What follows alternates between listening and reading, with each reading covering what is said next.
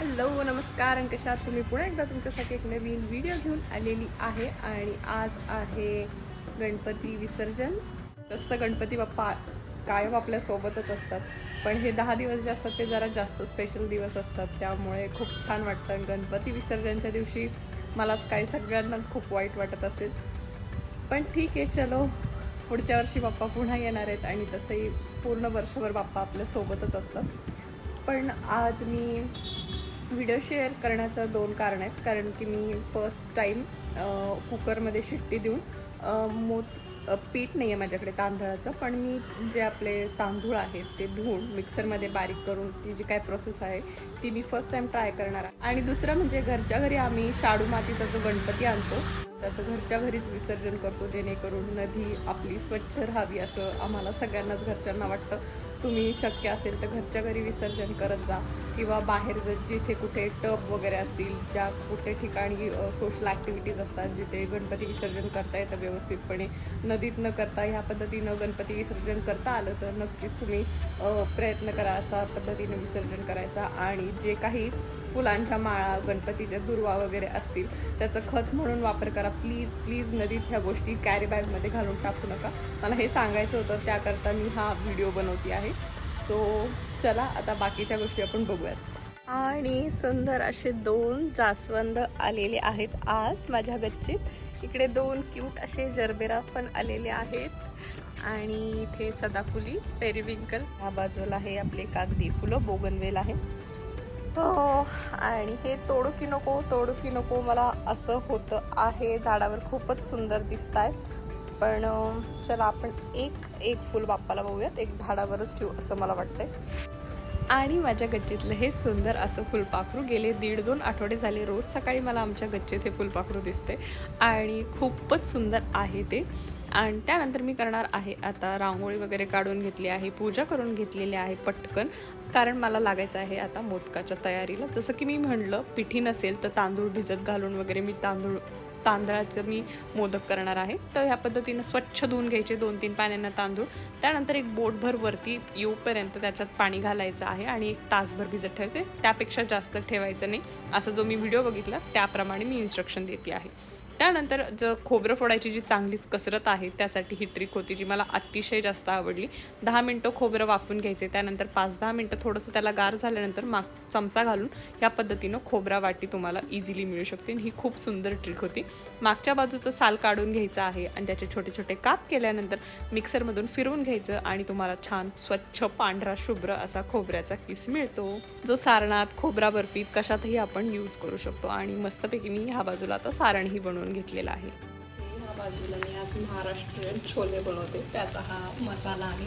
तर एका बाजूला इथे कांदा टोमॅटो आहे, ह्या बाजूला मी खोबरं भाजायला ठेवले, थोडासा लसूण आणि ह्या सगळ्या गोष्टी व्यवस्थित मी परतून घेणार आहे. आधी हे दोन्ही परतून घेतलेलं आहे आणि त्यानंतर खोबरं परतायला ठेवलेलं आहे. म्हणजे बेसिकली भाजून घ्यायच्यात सगळ्या गोष्टी. आणि महाराष्ट्रीयन छोले पद्धत म्हणजे ॲक्च्युली ज्या पंजाबी डिशेस असतात त्यात छोले असतात आणि पंजाबी डिशमध्ये खोबरं नसतं, पण आपल्या महाराष्ट्रीयन वाटणात मोस्टली खोबरं असतं, त्यामुळे हे खोबरंही आहे, त्याच्यात थोडा टोमॅटोही आहे. तो माझे हे महाराष्ट्रीयन छोले भाकरीसोबतही खायला छान लागतात, त्यामुळे ही रेसिपी तुम्ही शेवटपर्यंत बघा. या बाजूला माझा कुकर लावून झाला आहे. तर या ज्या सगळ्या गोष्टी आहे, कांदा, टोमॅटो, लसूण, खोबरं व्यवस्थित परतून घेतलेलं आहे, थोडंसं थंड करून घेतलं आहे आणि त्यानंतर मिक्सरमध्ये त्याची बारीक पेस्ट करून वाटण बनवून घेतलं आहे.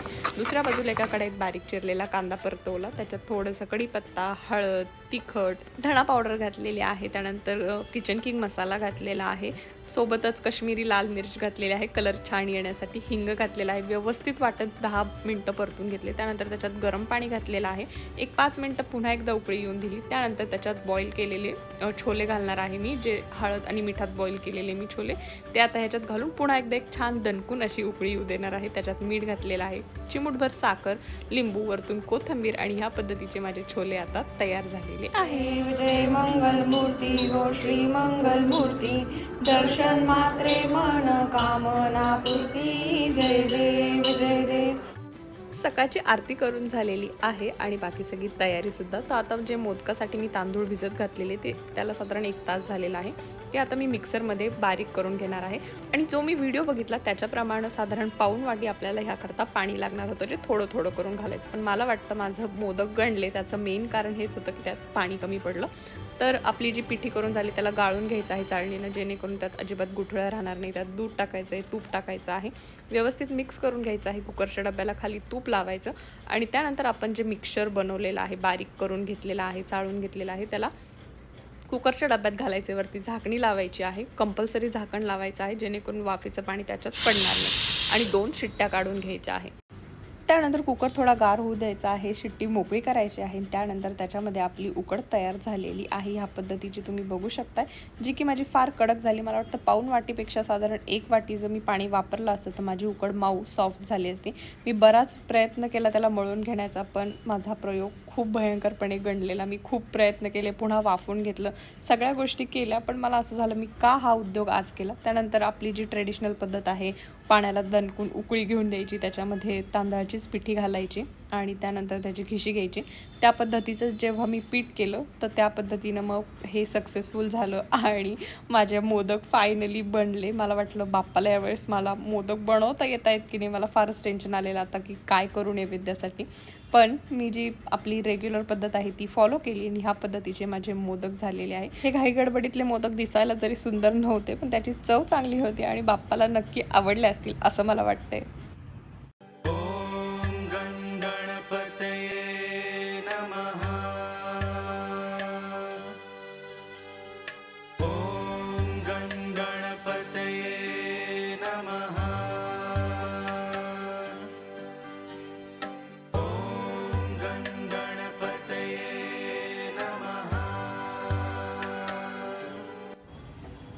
गणपती बाप्पा मंगल मूर्ती, गणपती बाप्पा मंगल मूर्ती, मोर्या मंगल मूर्ती मोर्या.